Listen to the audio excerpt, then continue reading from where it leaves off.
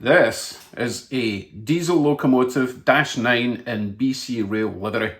I've been lusting after one of these since April when I first got into this hobby. I really wanted one with DCC and sound. This is not DCC, this is just DC. I do have one decoder that I was going to use in this Loco, but I've changed my mind.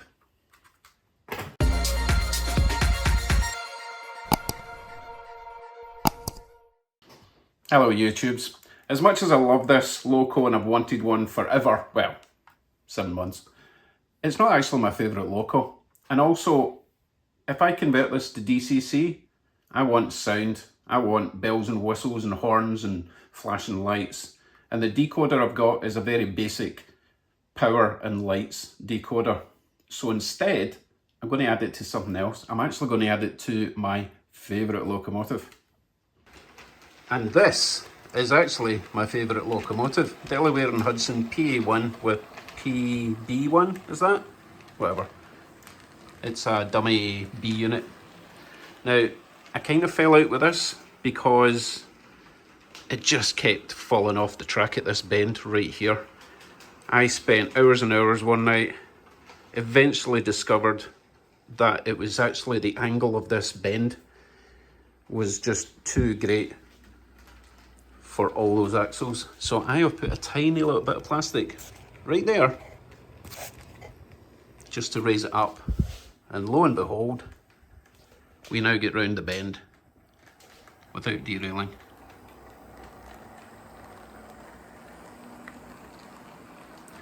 So it's back to being my favourite again. So you know what that means. It is the next day. I actually spent most of yesterday converting my PA1 to DCC.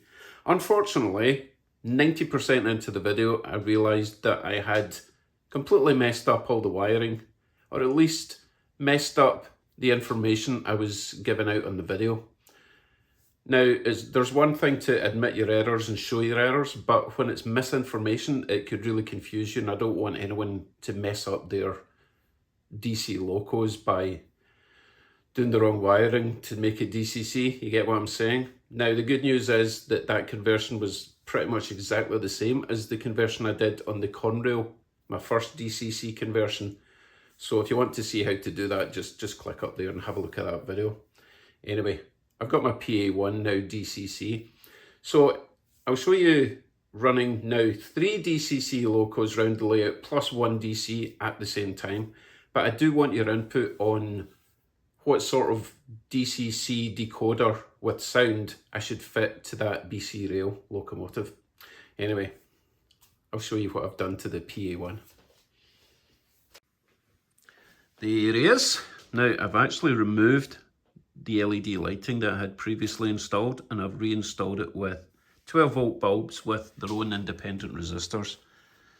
On the back, I have drilled a little hole in the top. I know it's not necessarily correct, but that's what I've done. A little hole in the top, and I've stuck another 12 volt bulb in the back for reverse headlight. We have assigned them to number 2. So if I press the function button and the light button, headlight will come on. If I press the reverse button, front will go off, rear should come on. Like so. And yes, it's mega bright, but that just means I can run it with the the lights off in the room. Forward again, headlight on. Give him some power, see how he goes.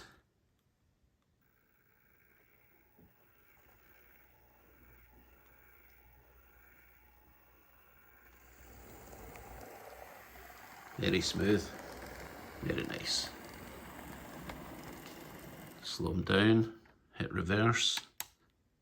Light comes on, off, on, reverse, go.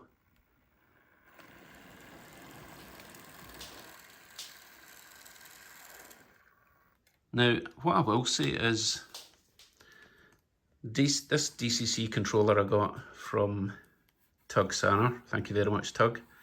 It works great, but it's not great for crawling, or at least not on DCC converted Locos from DC. I don't know if that's the controller or just the conversion that I'm doing. Anyway, off he goes.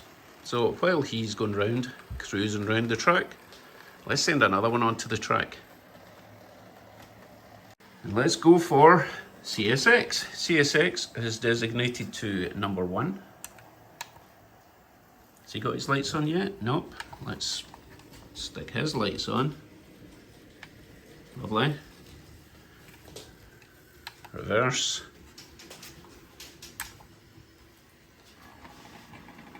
Off he goes. So he's aiming to get onto the same loop as the PA1. And I've already derailed him. Guess I forgot to change those switches. Yes, I did. Well, that was a fail. See, I did show my fails when it's not quite so, you know, catastrophic. Let's try that again.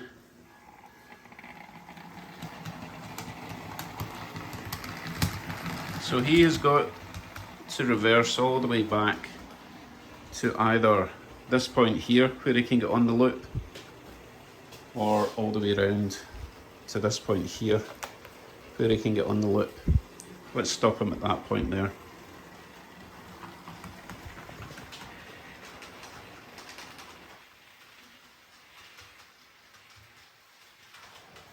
Flick this switch here, and then once PA1 passes, he can join in behind him. Obviously I'll need to flick this switch once PA1's beyond it.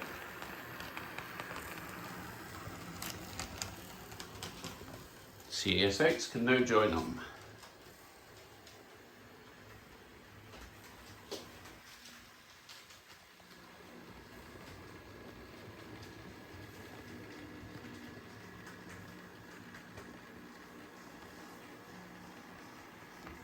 Trying to do this as slowly as possible so that they don't have a big pile up, because I'm going to have four trains on the track at the same time. And let's flick the switches to the main loop for now so I don't forget and cause derailments. That one's good. This one here needs to be flicked because we need to get the next contestant onto the track, which is going to be Conrail. Flick his switch. He is designated to number 6. Let's put his lights on. Yeah, he's 6. Function, light, headlights. And we'll get him reversing. Again, need to make sure the points are good. Yep, they're all good. Oh. A bit fast out the gate there. And we'll do the same thing. We'll reverse him all the way back to this point there.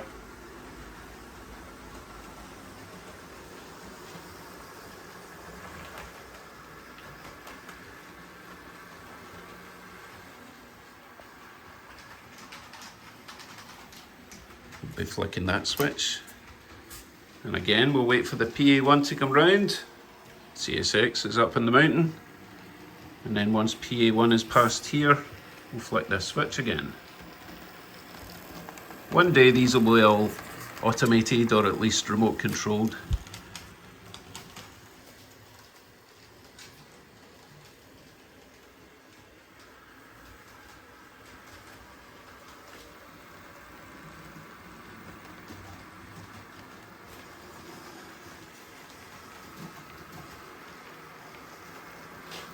Again, we'll flick this switch back to main line, flick this one back for the next contestant, which is going to be the BC Rail, which is going to be tricky because he's DC. Now I can run one DC while I'm running the other 3 DCCs on the same track at the same time and independently control them. Although I do think I'm going to have to slow down Mr. Conrail a little bit. He's going to be catching up to PA1 far too quickly. Okay, right. In order to run the DC, he is designated to number 10. for analog locomotive operation. When I click him, he's going to have power straight away. There's no control over the lights for the DC. Right, I need to make sure everything's in order. So CSX, Conrail, PA1, I think the spacing's good enough.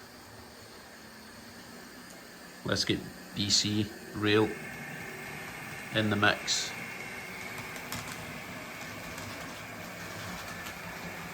I do need to keep an eye on all my other trains. No collisions, please.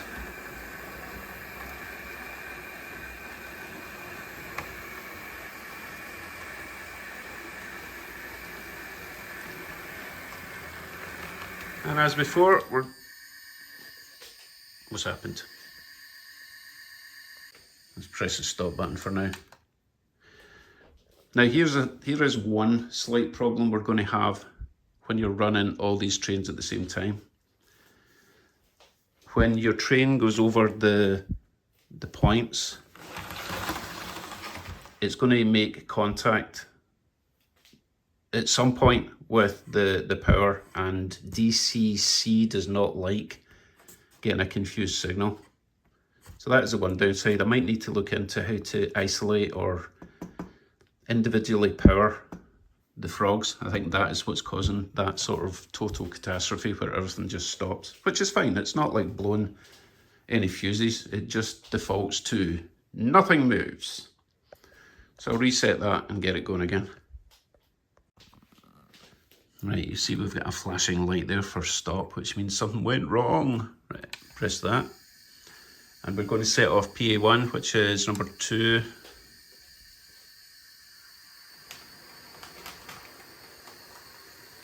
We're going to set off CSX, and he's number 1.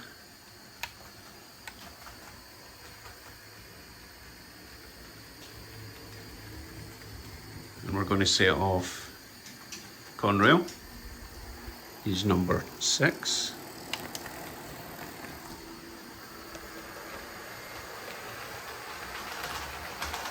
And we'll try again with BC Rail, which is DC or analog. He's number 10.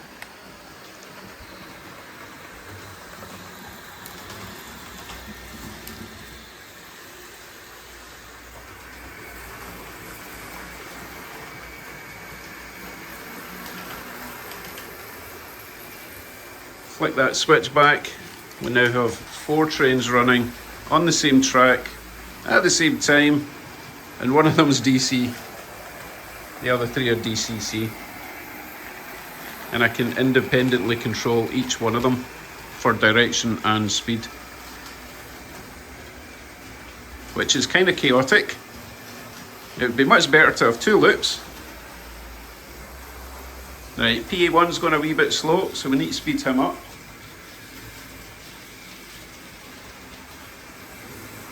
Also need to switch his lights on.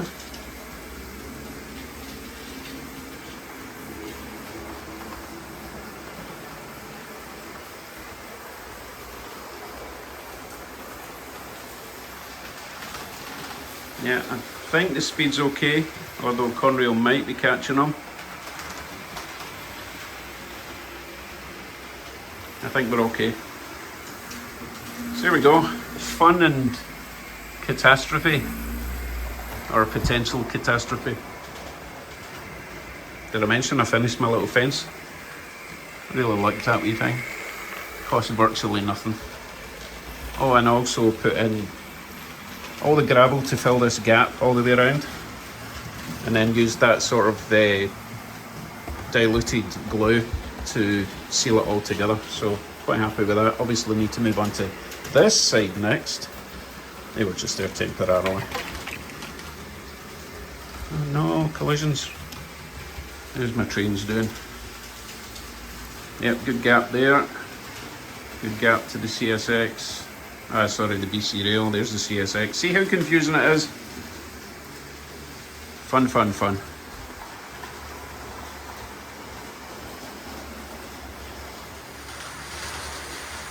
It's quite nerve-wracking running 4 trains at once on the same track. Gets quite loud as well in here. And it would be terrifying to be running freight and passenger trains at the same time. Right, that's all. As I say, this video was supposed to be about installing a DCC decoder in the PA1, but that failed. So leave a comment if you've got any experiences of DCC with sound decoders and which one you would recommend. I'd appreciate that. Thanks for watching. See you very soon.